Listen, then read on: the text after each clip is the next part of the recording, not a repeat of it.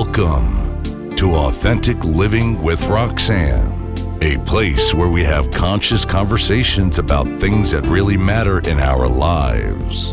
And now, here's your host, Roxanne Durhaj.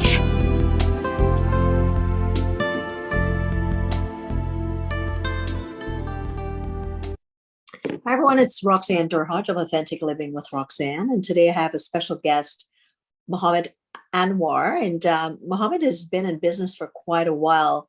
He's a young guy, but I think, did you start business in grade school there, Mohammad? You started so young.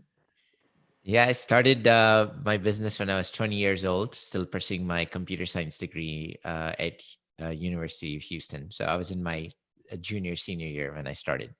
My goodness. So you started right out the gate. Yes. So let me tell you a little bit about Mohammad, and his bio will be, in the show notes, but he has a pretty fascinating story, and we both crossed paths at the Forbes Executive Business Council. But what he talks about, which is that I think it's, when I think of the word love, so my background is a psychotherapist, Mohammad, people Yes. cringe in business generally. They go, well, what does love have to do with a boardroom? And so I love your new book and the title because it's Love as a Business Strategy. So Mohammad Anwar was such an amazing guest that we decided to have him back yet again. I've made this podcast into a two-part series. So glad you could hang out with us for the first part. If you didn't catch the first part, please check it out. It was an amazing podcast with Mohammad. We believe behaviors is the foundation of building the right processes and procedures. So if you have the wrong behaviors, wrong mindsets, you will see that reflected in your processes, procedures, and systems. So that's kind of the journey. And we say behaviors are the bottom line. If culture eats strategy for breakfast, like Peter Drucker says, then behaviors eat culture for lunch. That's our philosophy. I like that. Now, let's talk about some of the practical things, right? So you were, like you said, you had to make the shift, but trust had to have been impaired at the time you were making that shift. So I'm going to play devil's advocate for a second. I'm saying, here's Mr. CEO. I don't know if I like you. And now we have the CEO that's coming from a place of love.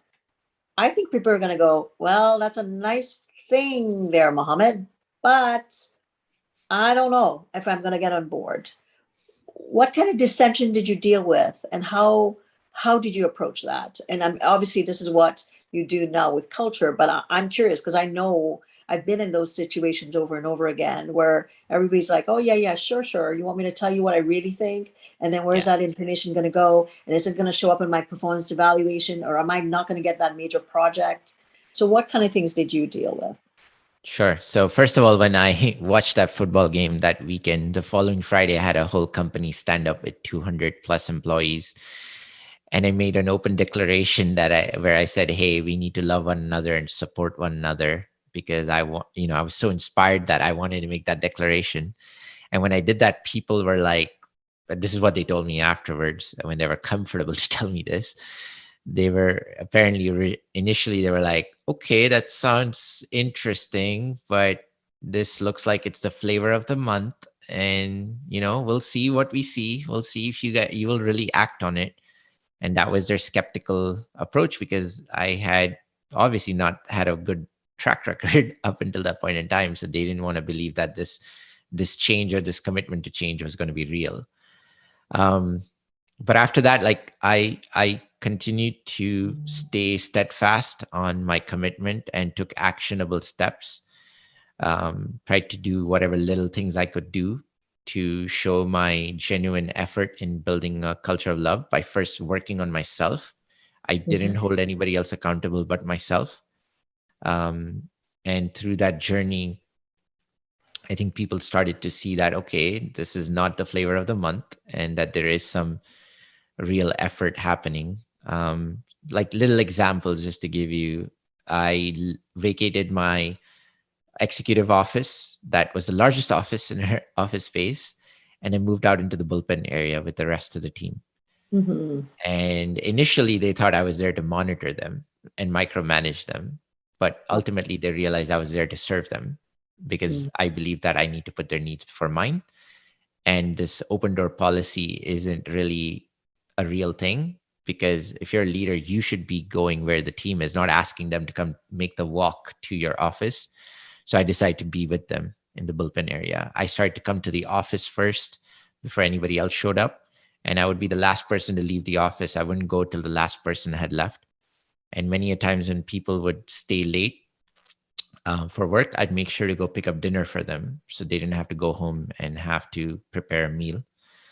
I started to write thank you notes to our teams. I had never done so in 12 to 13 years of running my business.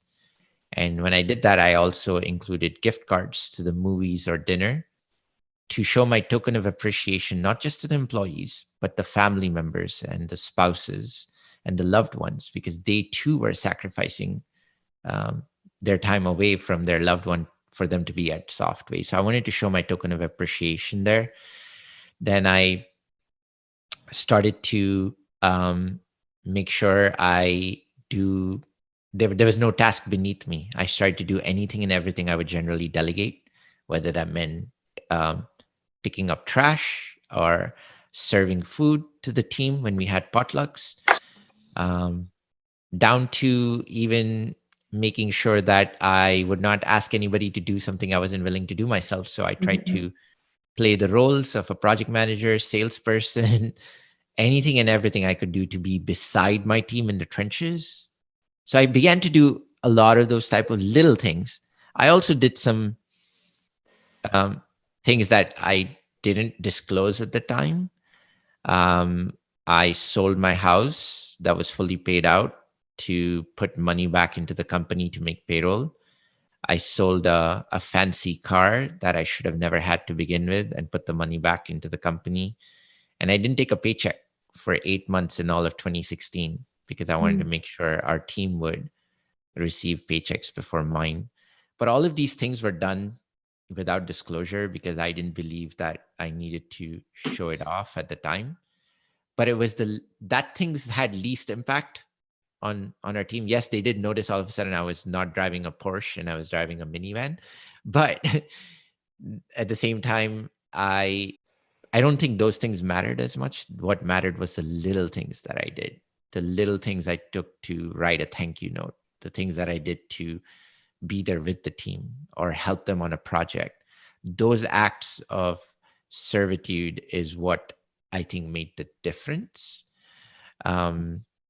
And I think from there, like everybody who had doubted or had skeptical response to my initial declaration saw that there was a genuine effort. But even then, I don't think I was able to get the past beyond me. I made one trip to India in July of 2018, almost 2 years into this journey. And I did a town hall meeting where I asked for a poll and I said, hey, our trust improved between you and I. And only 2 people out of 100 plus people raised their hand.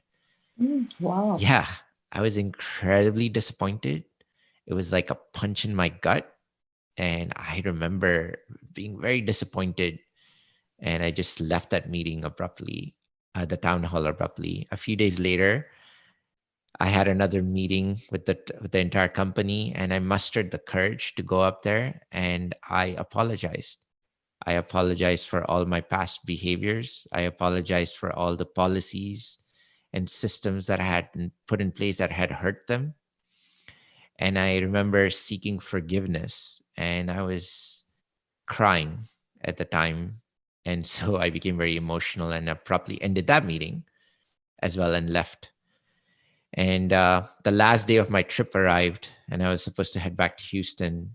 And that evening, they organized a farewell gathering for me. And they surprised me with a book that said, "We love you and we trust you, Mo."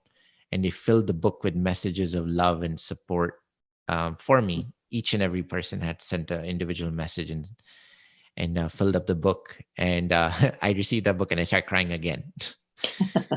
But I learned a very valuable lesson that day, which was, as leaders, we can commit to change and our change as much as we want. But if we're not going to ask or seek forgiveness for our past behaviors, that trust is never going to be built.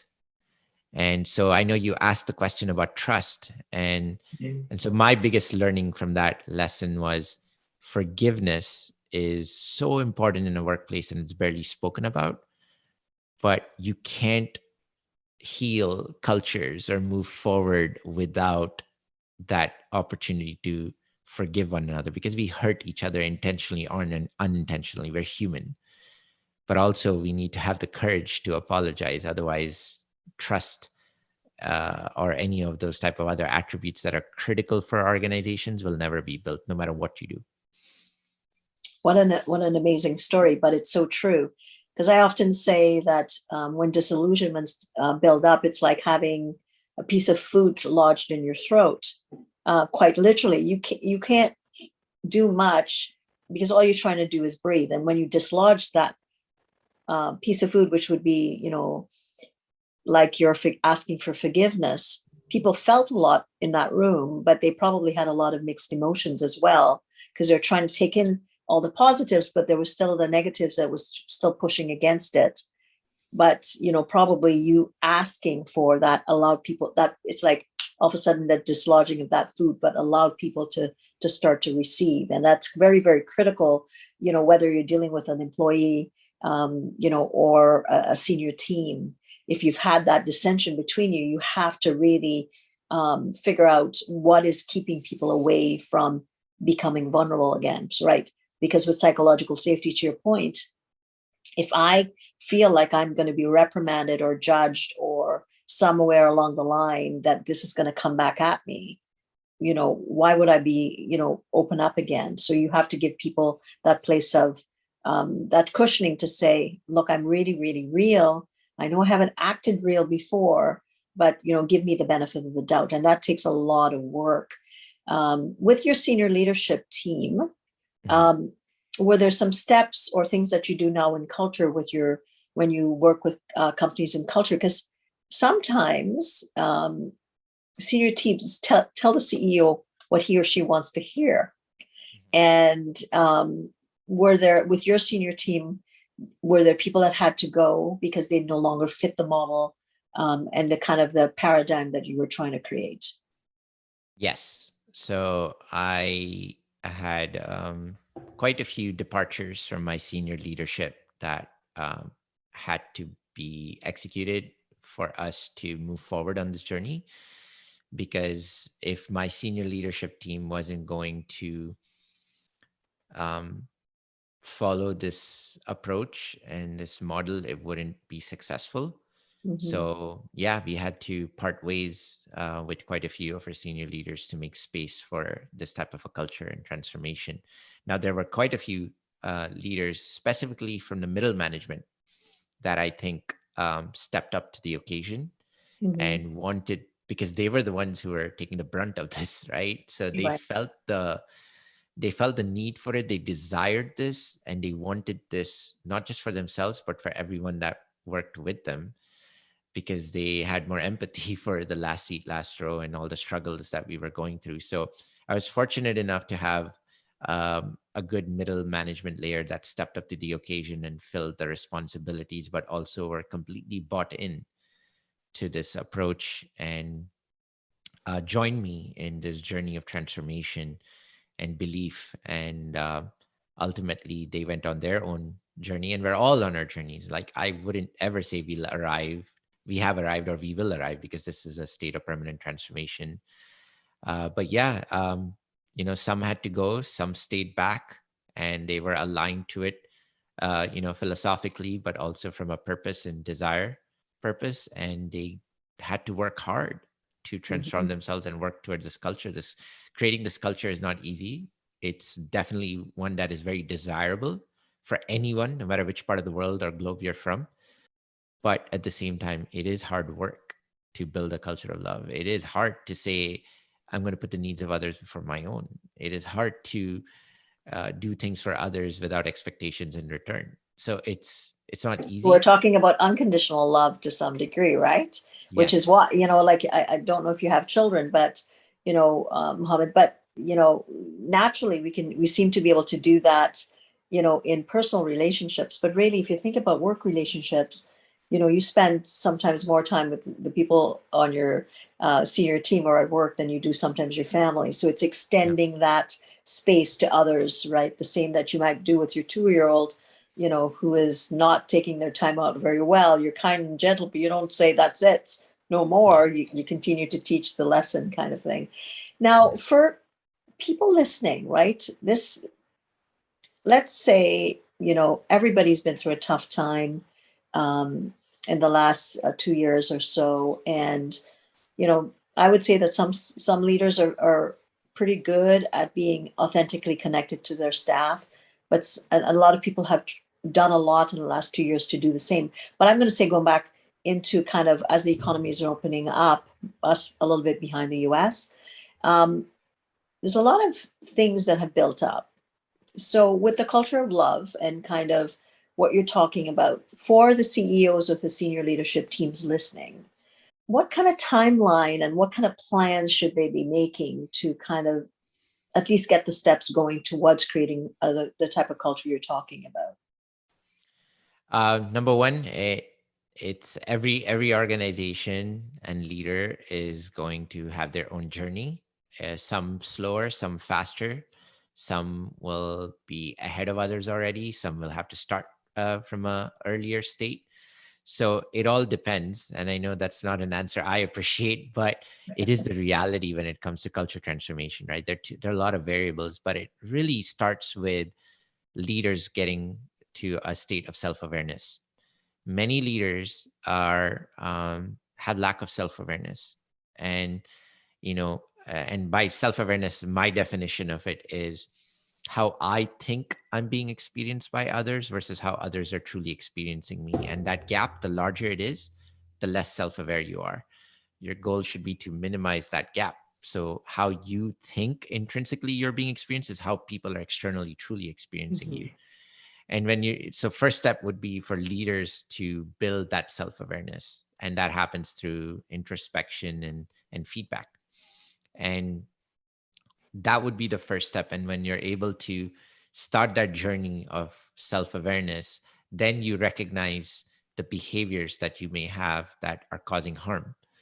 And you can then begin to transform those behaviors as long as you're committed to it and take action on it.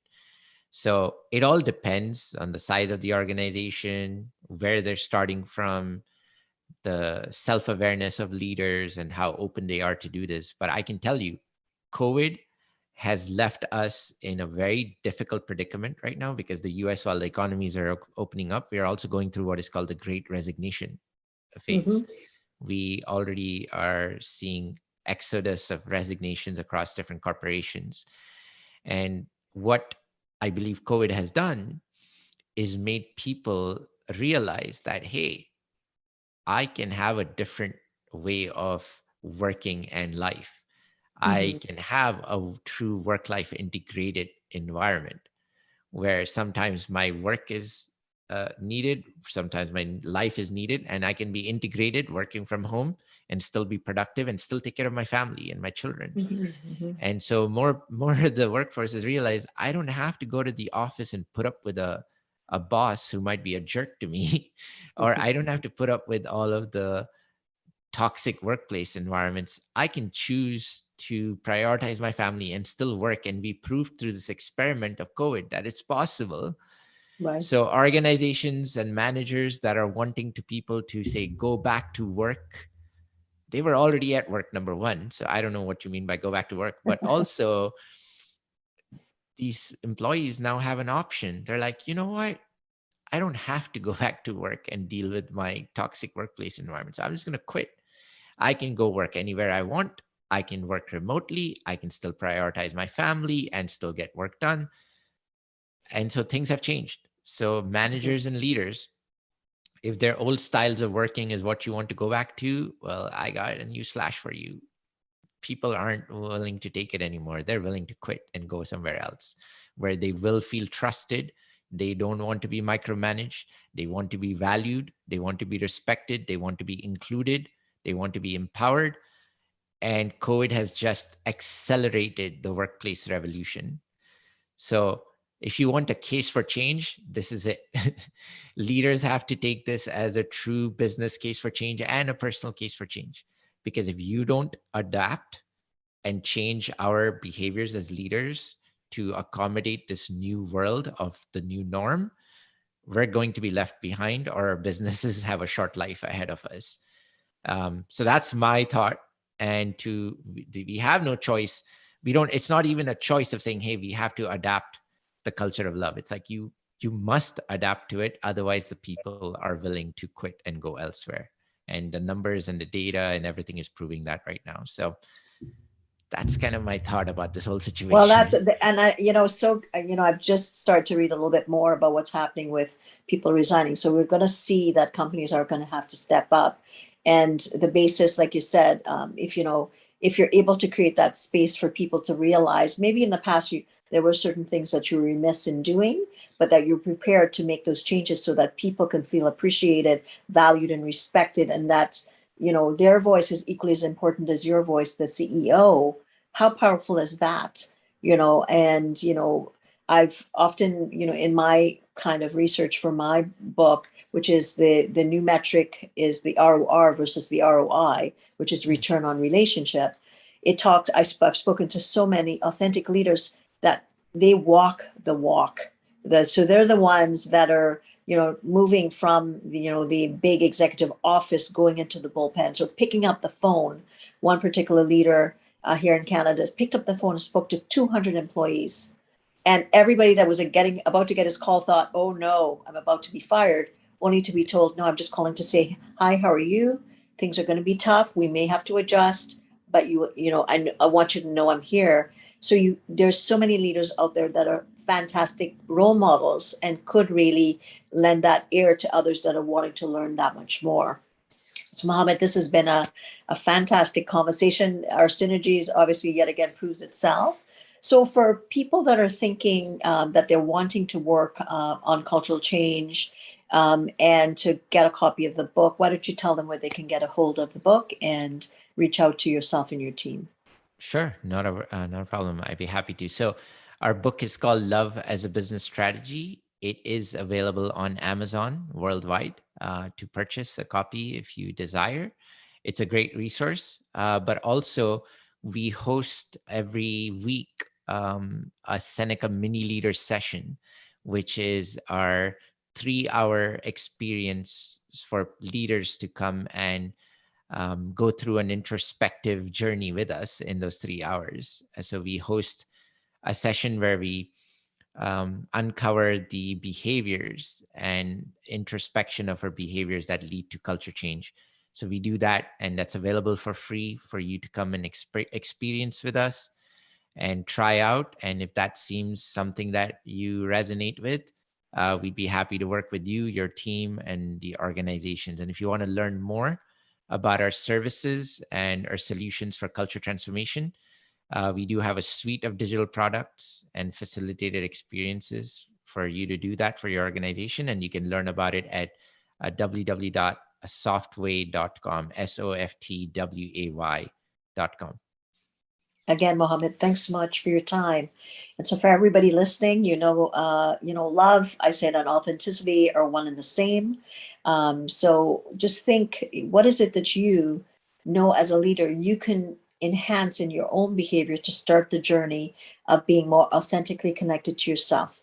With awareness brings change, and which each step, every time you're able to demonstrate something different, the ROI is so immense that, like Mohammed demonstrated with his team, he was able to yield the rewards in such a short period of time. Again, thanks for hanging in, and we'll talk to you again next week.